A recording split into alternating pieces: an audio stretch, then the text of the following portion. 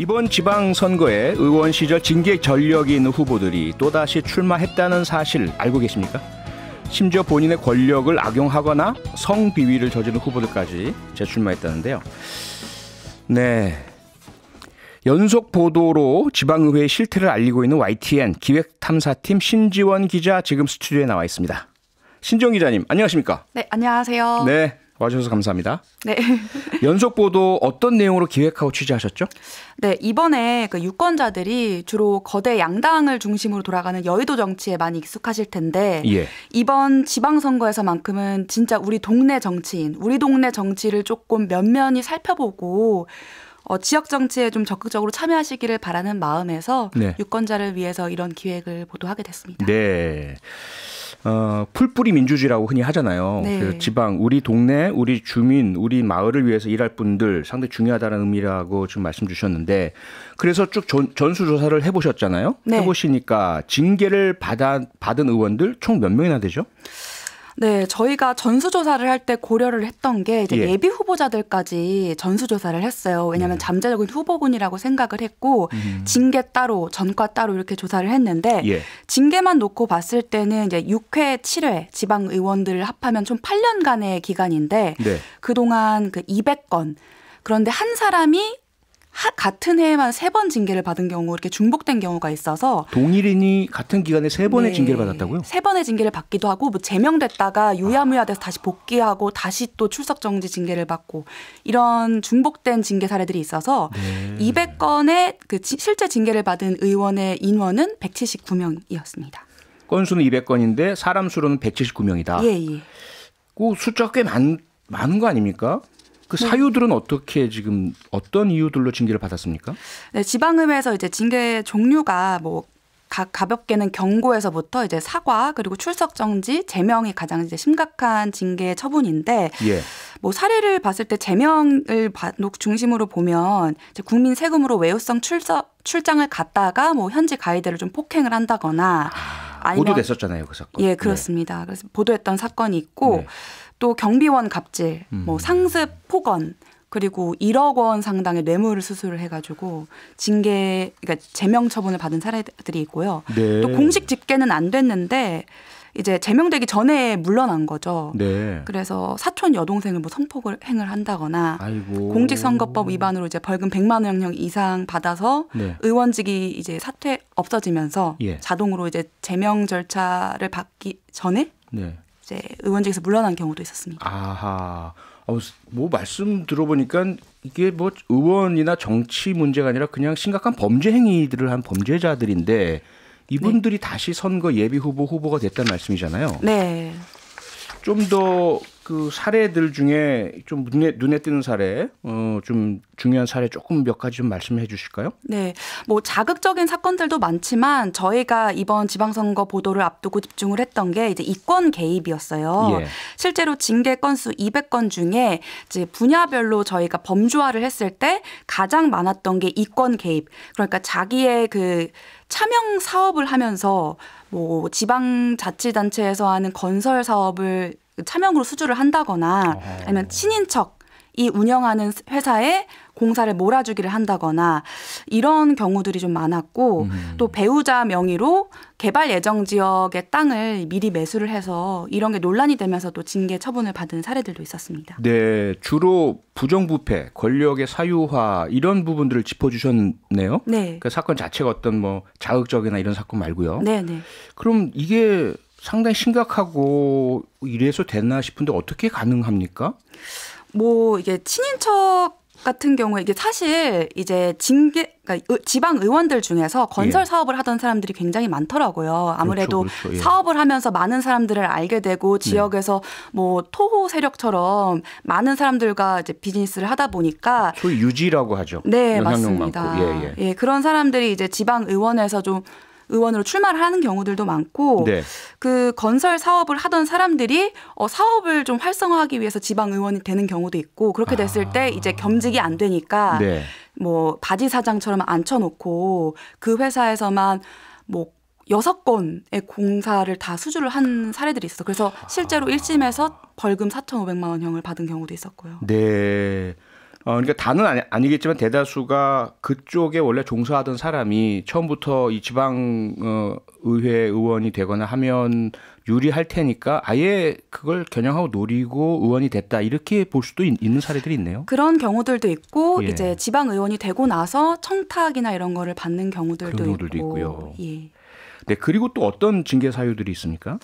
네, 이외에도 뭐 막말, 폭언, 뭐 음주운전도 굉장히 많았고요. 네. 뭐 성추행, 그리고 불륜 사건 굉장히 유명했던 언론의 보도까지 됐던 사건인데 그랬죠. 그런 걸로 이제 지방의원 둘 사이에 뭐 돼서 한 명 제명됐다가 뭐 서로 항의하고 뭐 이랬던 보도 기억이 납니다. 그런데 이제 또 제명 소송을 해가지고 취소 소송을 해서 복귀를 또 하셨더라고요. 이번에도 출마를 하십니다. 이번에 출마합니까? 그 사람들이 보도됐던 그. 네. 아니 그래도 징계라도 내려지면 이게 과연 다행일진 모르겠지만 그래도 징계라도 내려지면 다행인데 징계도 안 받고 유사한 잘못을 했는데 묵인되는 경우도 꽤 많지 않습니까? 네, 저희가 전수조사를 했을 때 실제로 징계위, 윤리위원회에 회부됐던 게 280건이에요. 네. 회부조차 안 되는 경우도 있겠지만 280건인데 그중에서 부결되거나 미뤄지거나 결론이 안 난 게 80건 정도. 그렇게 있었습니다. 한 30% 정도 안팎에 이르는 수준입니다. 네. 지방 의원들이 일반 공무원들처럼 뭐 비위 저질렀다고 바로 징계위 회부되는 게 아닐 텐데요. 네. 그렇죠? 그래서 징계위 회부됐다면 상당히 심각하다고 볼 수 있을 텐데 그중에서 상당수는 징계가 이루어지지 않는다는 말씀이잖아요. 네. 그리고 실제로 뭐 법원에서 실제 실형을 받았는데도 징계에서는 오히려 부결됐다 본회의에서 이런 사례도 있다면서요? 네, 이게 그 성비위 사건을 저질러 놓고서 뭐 징계를 받지 않은 경우들도 있고, 물론 전과가 있다고 해서 뭐 피선고권이 박탈된다거나 이 사람이 뭐 제기를 할 수 없다 이렇게 볼 수는 없는데요. 그렇죠. 그래도 그 죄질이라는 게 있잖아요. 예를 들어서 청소년보호법 위반이라던가 뇌물, 횡령 이런 자신의 권위와 지위를 이용한 범죄 전력은 사실 유권자들이 좀 눈여겨 보셔야 되는 부분이라고 생각을 하는데. 그런 것도 그 지역 언론에 보도가 되지 않고 알려지지 않으면 그냥 유야무야 넘어간 경우도 있고 성비위를 저질러서 이제 돈으로 좀 매수를 하려고 무마하려고 했던 사건도 이제 징계 절차가 제대로 밟혀지지 않고 부결된 사례가 있습니다. 네, 물론 이제 기자님 말씀처럼 사법과 정치는 다르니까 사법에서 유죄 판결을 받았다고 해서 바로 뭐 그 의원직이 없어져야 되거나 이런 건 아니긴 하지만 그래도 상당히 심각하고 징계가 반드시 이루어져야 될 사유 같은데 그런 지방 의원들에 대한 징계가 제대로 이루어지지 않는 이유는 뭐라고 생각하세요? 네, 일단 그 첫 번째로 징계 절차적인 문제를 많이들 지적을 하셨어요. 절차적 문제요. 예, 징계 대상으로 회부됐던 의원들을 저희가 직접 취재진이 만나서 이야기를 해봤는데 결국에는 동료 의원들끼리 징계 절차를 밟다 보니까 이제 객관적이고 공정하게 징계 판단을 내리기가 힘들다. 그러다 보니까 뭐 제 식구 감싸기 식으로 운영이 되거나 뭐 어떤 의원은 뭐 억울함을 호소하기도 하더라고요. 더 심각한 그 사안들에 대해서는 봐주기로 넘어갔는데 뭐 언론에 조금 나가거나 알려지면은 또 엄벌하기도 하고 뭐 좀 기준이 모호하다.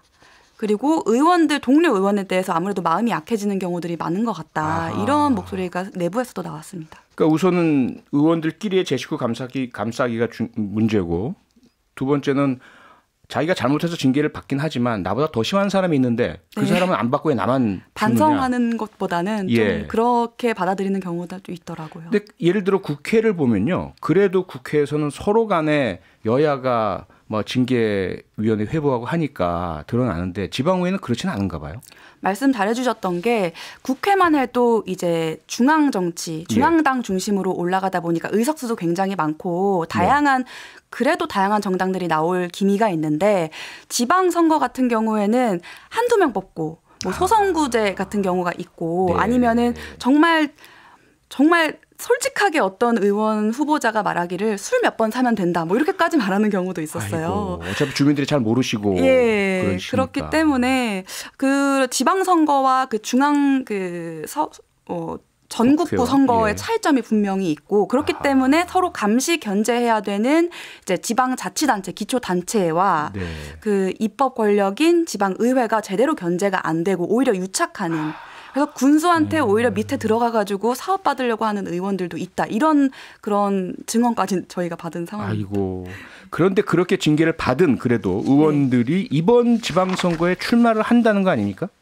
네, 실제로 이번 그 징계를 받았던 의원들 앞서 179명이라고 말씀드렸는데 그 중에 이제 118명. 다수네요. 한 66%, 7% 정도가 다시 출마를 하고요.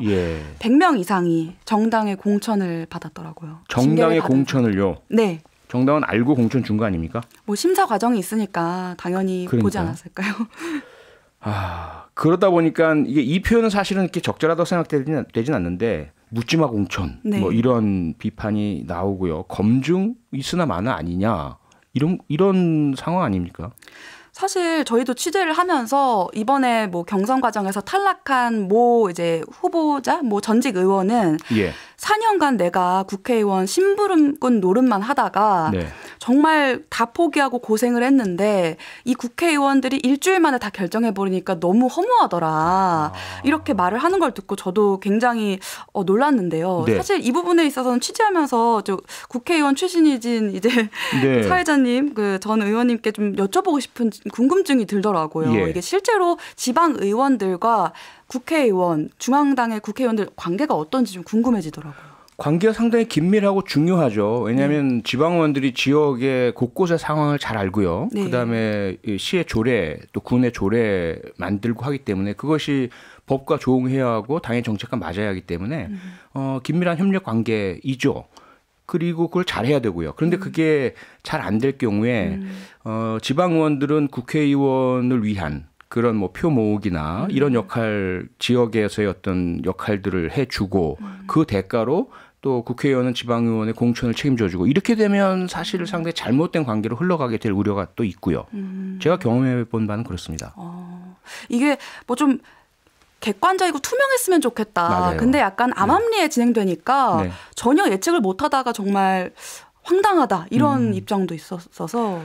그 의원실에 징계를 받았는데 이번에 출마한 후보들을 직접 만나보셨다면서요? 네, 저희가 직접 만나봤는데 사실 경선이랑 이제 국민투표를 헷갈리셔서 이제 당원 투표 받았으니까 국민의 마음이 그거 아니냐 이렇게 말씀하시는 분들도 있었고. 그래요? 네. 그리고 저희가 만났던 그 후보자분 중 한 분은 징계를 받아서 그 다음에 다시 무소속으로 출마하셨는데 정말 뭐 어떻게 다시 당선이 되신 거예요. 그러니까 면죄부처럼 주민들이 알아서 내가 그렇게 잘못했다 생각했으면 안 뽑으셨겠지. 그러니까 몰라서 안 뽑으신 유권자들도 있을 텐데. 당연하겠죠.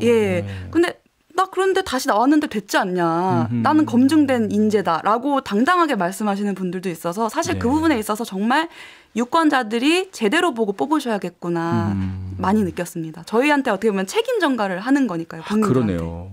그러니까 의원은 당선만 되면 모든 것들이 용서받고 모든 것들이 다 주민들이 면집을 준 것이다라는 이런 착각 이건 아니지 않습니까? 네, 그렇죠. 그럼 결과적으로 이런 취재를 하신 결과 지방의회 건강하게 만들려면 도대체 어떤 대책이 필요하다고 느끼셨어요?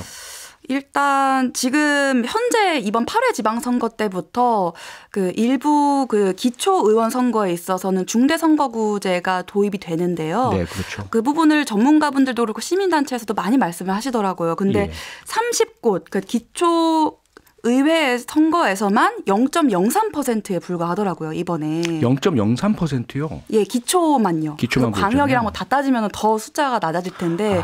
근데 이런 그 1등만 독식하는 이게 선거구를 작게 해서 쪼개서 1등만 당선되게 하지 말고 2, 3등까지 좀 두루두루 나눠서 이제 다양한 소수 정당들 참여할 수 있게 하자 해서 중대선거구제로 보편화해야 된다는 그런 의견들도 있었고 또 뭐 지역 정당 이야기도 나오더라고요. 그래서 나는 거대 양당 다 싫다.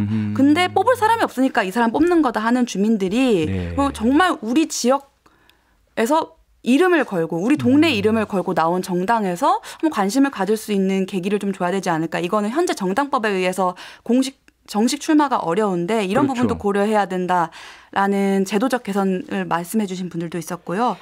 또 일단 국민들에게 그 기회를 얻은 지방의회가 더 건강하게 굴러갈 수 있도록 뭐 주민의 직접 참여를 좀 늘리는 주민 소환제라던가 뭐 네. 물론 여러 가지 뭐 행정 안정성을 없앨 수 있다. 우려 때문에 지금 원활하게 진행되고 있는 곳은 거의 없다시피 한데요. 네. 여러 가지로 지역 주민들이 직접 참여할 수 있는 기회를 늘리고 네. 또 관심을 지속적으로 갖도록 유권자들이 스스로 좀 참여를 해야 된다. 이렇게 볼 수밖에 없네요. 유권자들이 참여하시려면 아셔야 될 텐데. 네. 그러면 어떤 사람이 어떤 징계를 받았는지 어떻게 지금 민희로 정문기님도 그 질문 주셨어요. 투표 전에 전과 있는 후보자, 징계 있는 후보자 어떻게 확인할 수 있습니까? 일단 전과랑 징계를 확인하는 방법이 달라요. 네. 전과는 선거관리위원회 홈페이지에 들어가 보시면 확인을 비교적 쉽게 하실 수 있고 공개되어 있죠. 또 인터넷 네. 포털 사이트에서도 우리 지역구 후보 이름을 치거나 아니면 지역구를 치시면 후보들 그 정보를 클릭하셔서 전과 기록은 보실 수 있고요. 그렇죠.